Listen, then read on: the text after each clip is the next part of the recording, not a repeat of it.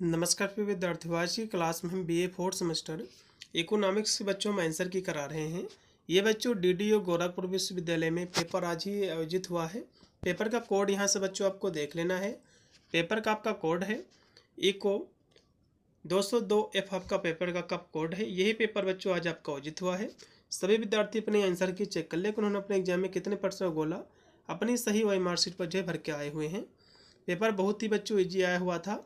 पहला इसका क्वेश्चन देखिएगा कि निम्न में से मुद्रा का प्राथमिक कार्य कौन सा है, बच्चों आपको बताना है। तो कहोगे विनिमय के बच्चों ये माध्यम है, इसमें का डी। फिर है कि निम्नलिखित में से कौन मुद्रा का द्वितीयक बच्चों कार्य है। तो द्वितीयक कार्य जो हो जाएगा मूल्य का भंडारण है, इसमें का राइट आपका बच्चों रहेगा सी ऑप्शन। ठीक है। और जो इसमें विनिमय का माध्यम मूल्य का जो मापक है ये बच्चों प्राथमिक कार्य है। फिर एक निम्नलिखित में से कौन सी मुद्रा वर्तमान में प्रचलित है बच्चों। तो वर्तमान में जो मुद्रा बच्चों प्रचलित है वस्तु मुद्रा, धातु मुद्रा, कागजी मुद्रा ये सभी हैं, इसमें का डी। फिर एक ग्रेसर का नियम किसने दिया था बच्चों। तो ग्रेसम का नियम बच्चों थॉमस ग्रेसम ने ही दिया था, इसमें का पहला ऑप्शन पूर्णतः आपका राइट है। फिर एक मुद्रा के प्रारंभ सिद्धांत में MV=PT में V का बच्चों क्या अर्थ है आपको बताना है। तो V stand for velocity of money, मतलब जो है मुद्रा की चलन गति है, इसमें का V। फिर कि कैम्ब्रिज समीकरण किस रूप में व्यक्त की जाती है आपको बताना है। तो M=K/PY के रूप में, इसमें का B।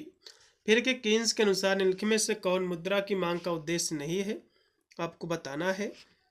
तो मुद्रा का बच्चों मांग का जो उद्देश्य है लेन देन भी इसका उद्देश्य है, सावधानी भी है, सट्टा भी है, लेकिन उत्पादन इसका उद्देश्य नहीं है, इसमें का आप डी लगाओ। फिर है कि M1 में क्या शामिल होता है आपको बताना है। तो कहोगे नगद प्लस मांग जमा, इसमें का पहला। फिर है कि उच्च शक्ति मुद्रा किसे कहते हैं आपको ये बताना है।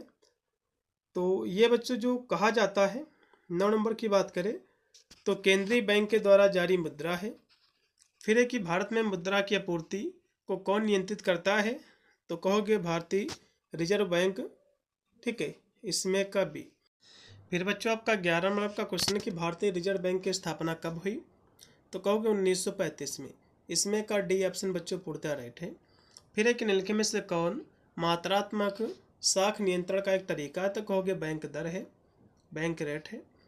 फिर है इसमें अगला क्वेश्चन है कि SLR इसका फुल फॉर्म बच्चों क्या है आपको ये बताना है।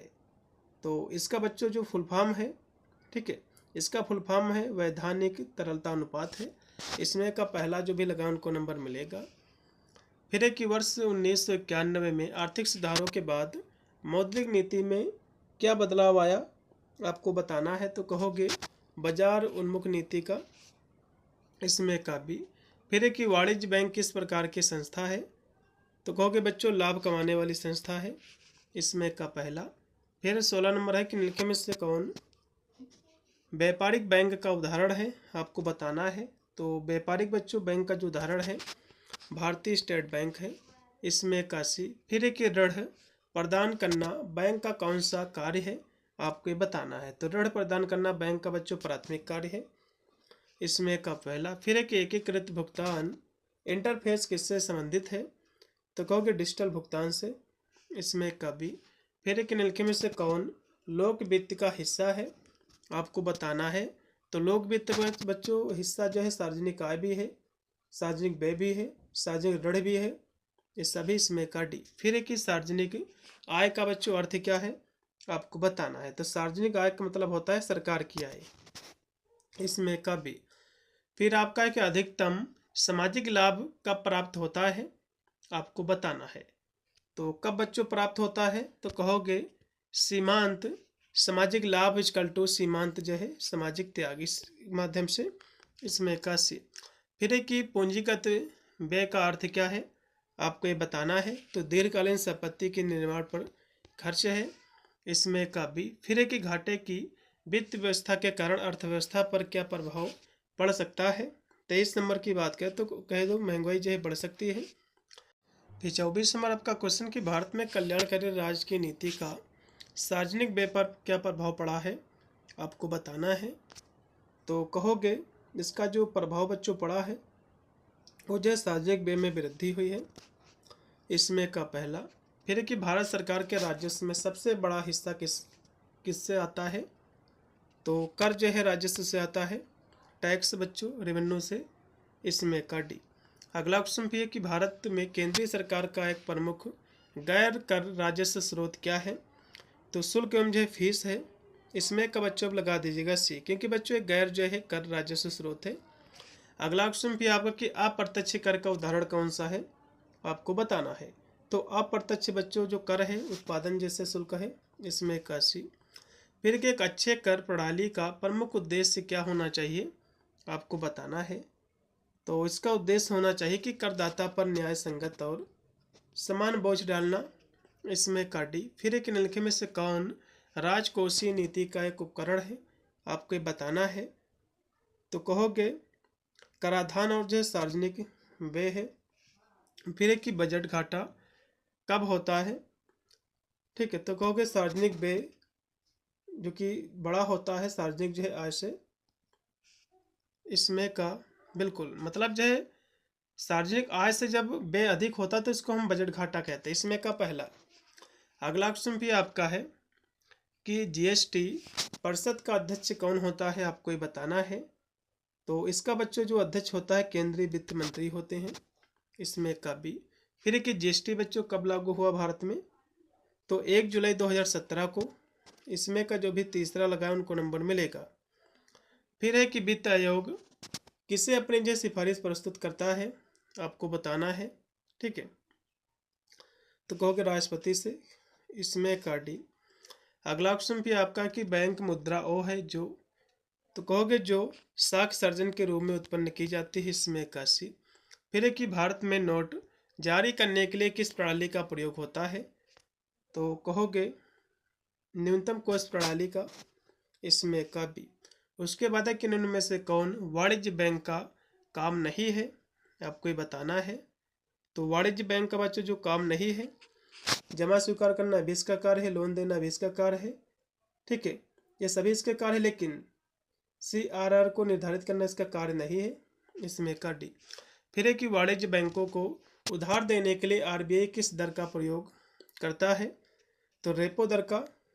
इसमें का बी। फिर है कि रिवर्स रेपो रेट का प्रयोग किया जाता है। किस लिए बच्चों किया जाता है। तो कहोगे बाजार से तरलता अवशोषण करने में। इसमें का बी। फिर है कि निम्न में से कौन प्रणात्मक साख नियंत्रण की विधि नहीं है आपको ये बताना है। तो कौन सी बच्चों जो है इसकी विधि नहीं है। तो नैतिक अनुनय इसका विधि नहीं बच्चों, और सभी इसकी विधि हैं।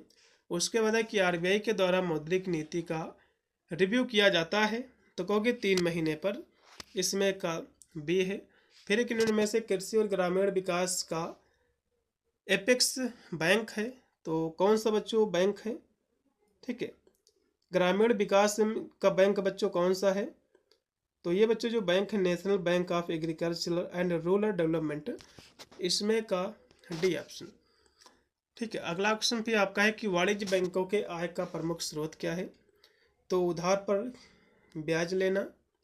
उसके बाद है कि भारत में सभी सिक्के और जो है 1 रुपये का नोट कौन सर्कुलेट करता है आपको ये बताना है। तो बच्चों कौन सर्कुलेट करता है। तो कहोगे वित्त मंत्रालय के द्वारा।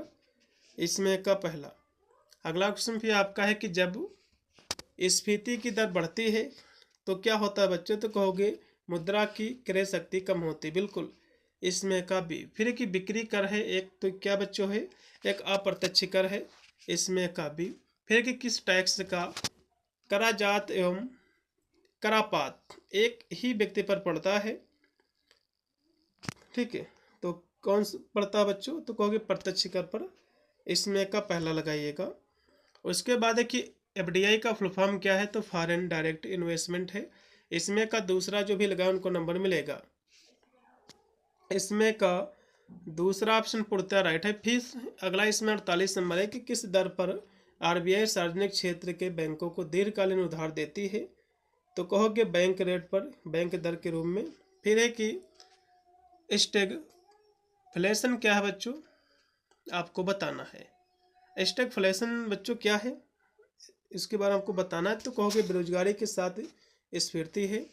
फिर कि राज्य सरकार के बजट में पूंजीगत व्यय का उदाहरण कौन सा है, आपको बताना है। तो सड़क जो है निर्माण है, इसमें का सी। तो ये थे बच्चों आपके 50 क्वेश्चन जो कि आज पेपर हुआ था। आशा करता हूँ कि आपके मोस्टली क्वेश्चन सही होंगे। वीडियो को शेयर कर देना ग्रुप में, जिससे सभी विद्यार्थी अपना आंसर की जो है सही चेक कर ले। मिलता है वीडियो के लिए, तब तक सभी को thank you watching this video.